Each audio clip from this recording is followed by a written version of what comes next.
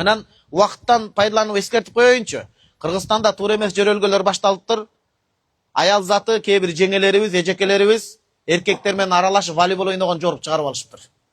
Эркектерди ашыкча волейболдон тыя албай атсак, ашыкча волейбол деген кандай? Намазга алып кеткен, орозага алып кеткен, аялы байкуш баланы төрөй берип витамини калбай арыктап калган. Адиги эркек волейболдон волейбол, аштан ашка секирип жүрүшөт.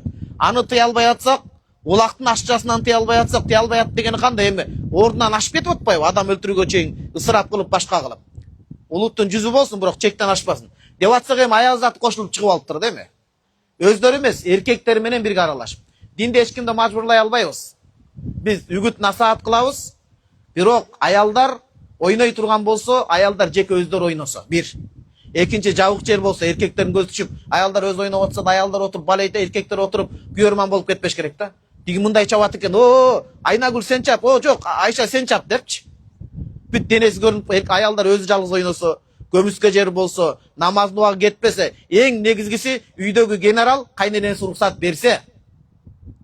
Генерал да кайненеси алгычы үчүн. Кайненеси уруксат берсе, күйөөсү уруксат берип, бала чаканын эмесин бүтүрүп коюп, бир жарым саат ойноп келе калалы десе бир жөн. Анан бул шарттын баарын таштап коюп, узун эле кийип алып, бирок кечирип коесуз. Эркектер менен аралашып, секиришип жаап жүргөн жакшы эмес. Эркек менен аралашкан болбойт. Пайгамбарыбыз саллаллаху алейхи вассалам аялдар келип, жанагында эме беребиз деген.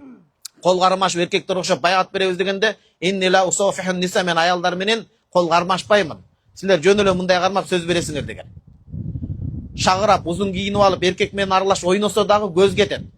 Көздөн сөз кетет, кыткылыктап күлүп. Анан барып түш көрөт. Түш көргөндө өзүнүн аялы көрүнбөйт дагы, дигинин кылыктары элестете баштайт. Зинанын алдын алыш керек. Кур'ан-ы Каримде вала тaqrabuz зина деген туугандар. Катуу айтам мен, муну кечиресиз. Зинаны кылбагыла эмес, зинаны кыла турган ишке жакындабагыла деген. Көздү сактагыла, ойду сактагыла деген. Бардыгы ал жерде тобур үчүн барбайт. Ал жерде кулайт, ал секирип чыгып атып. Узун кийсе да ачылып калат. Көз көрүнөт. Биз динибиз такыбачылык үчүн кетип атабызбы же эмне? Динибизден уруксаттап, оюн зоок кылуу үчүн кетип атабызбы?